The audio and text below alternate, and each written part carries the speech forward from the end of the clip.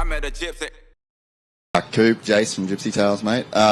Look, last week in the press conference, you had energy about you. Like, there was definitely a vibe that you were putting off. And I think even at the end, to kind of make sure that you congratulated AP, I don't know, I saw something in you that was very championship. It was very like in control mentality. Like, how do you build that kind of vibe within yourself? And like, can you feel that something's been building in these early few rounds of this championship? And if you look back to last year when you had your struggles, what's the difference? You know, obviously the bike or, you know, the results, but it really seems like you've been able to build momentum this year.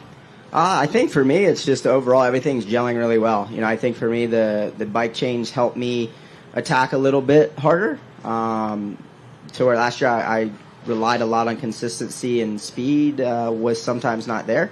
I feel like now I have the speed when I need it. I feel like I can, you know, maneuver things a little bit better. And honestly, I'm really motivated as always, but I'm having fun. I'm with a really solid group, and I think just the change mentally was a great thing for me, and I'm just enjoying putting in the work again. And I have a great crew to ride with, and the team is awesome. And obviously it's not easy to 1 and 2 here, make us both happy, and I feel like they've done a great job at making all three of us happy. So I think that's the biggest thing, and just knowing, like, I've always been a confident person, but I feel like this off season, towards the later half of it, I was like, man, I'm doing things on the motorcycle that I know is going to be good at the race, and that's the biggest thing, I think. And quick one, AP, sorry, just sneak one in here. Last week, take over the points lead, first win. It's like a mud race, which sometimes people put an asterisk next to. How important was it for you to come out this weekend, get another podium? And did you feel like a bit of a swell of like positivity around you all week? And did that kind of carry through? And I guess, does this send a message like you're probably going to be here for the long haul this year? Yeah. I think this race was really important, just to stay consistent and not let things get to my head, and I feel like I did a good job at that, and I got really good starts this whole night, and I tightened up in the first moto, and then in the second moto I rode really, really good right behind Coop, and then unfortunately Jet got me at the end, but I was riding really, really good, and then I was right behind Chase pretty much that whole race, and then Jet came by us, and then he went down on the last lap. So it was just I guess I credit this to, staying consistent. Obviously, there was some points mixed around, but no, I just stayed consistent, stayed positive, and just kind of calmed down after the first one, and just rode really good night. Cole, Jason, Gypsy Tales, mate, congratulations from all of us down under. We're going to claim you for this one race, so congratulations, mate. Last year you did Futures. Maybe not too many people would remember that one because it wasn't the best night for you.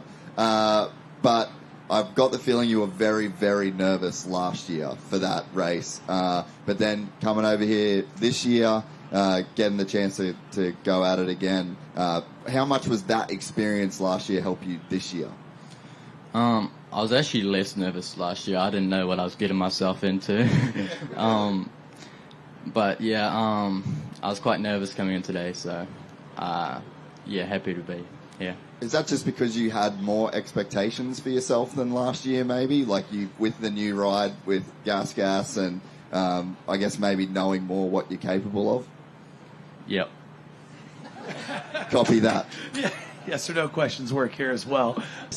So, Cole, you've been at this Supercross thing for a while. Like, it seems like it's been a plan for maybe the past 3 or 4 years. I know you've been working back home with Ben Townley quite a lot, and he's actually told me that you are one of the fastest learners of anybody that he's ever coached. So what has that been like over the last couple of years working with BT? And you've got him singing your praises to people. I know he doesn't give people praise unless it's very warranted. He's that kind of guy. But he's been in your corner. He's been very adamant about your skills. So what's the process been like over the last couple of years working with BT?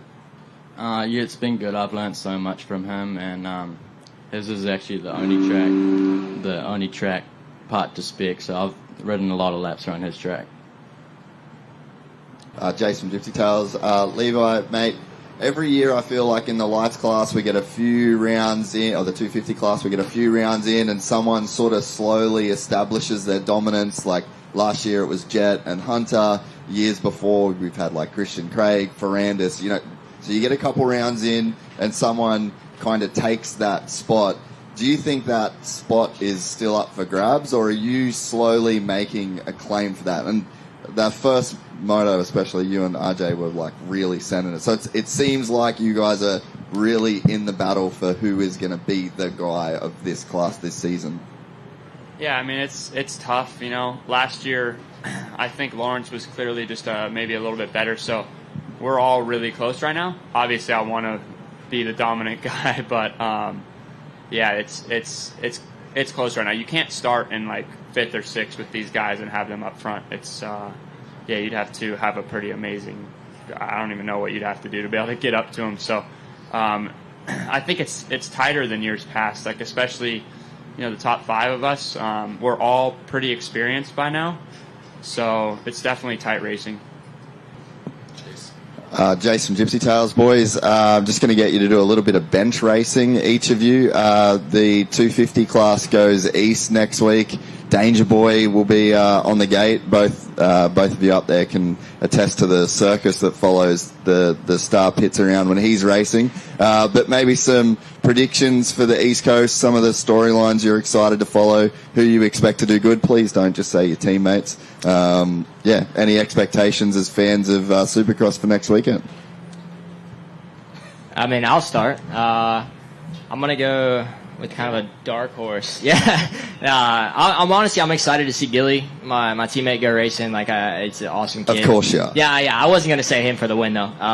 I'm going to go dark horse, and I'm going to say Ansty. I'm going to say he starts off ready to go. Yeah, actually, that's a pretty good pick. Let's go podium, each of you. Podium? Yeah. Let's pick the top 3. Ansty, J-Mart, Deegan. Wow. Okay. Wow. I'm going to go Faulkner, Ansty. Yeah, I'd put Deegan up there too. I'll go Deegan. I think Ansty is going to surprise some people. We're riding with him quite a bit. He's going really fast. And one more, I think, is going to Dax Bennick's been riding really good. So I'll put him up there on a 3rd. And just, can you boys speak on the Danger Boy effect? Because I even had Villapoto on the podcast this week, and I'd asked him if he'd been around the pits and kind of seen it. I mean, I was at Washougal last year, and then the LA round, and it's just insane. Have you guys, can you speak on what it's like to actually be under the truck when that whole thing is going on? It's definitely a show. That's what I'll say. Yeah, I would say now it's pretty peaceful over at the Kawasaki rig for me. You miss that, or do you like the peace? Hell no, I don't miss that. No, they would come up for autographs. They wouldn't even know the difference between me and Nate or Smitty. It was chaos. Thank you, boys.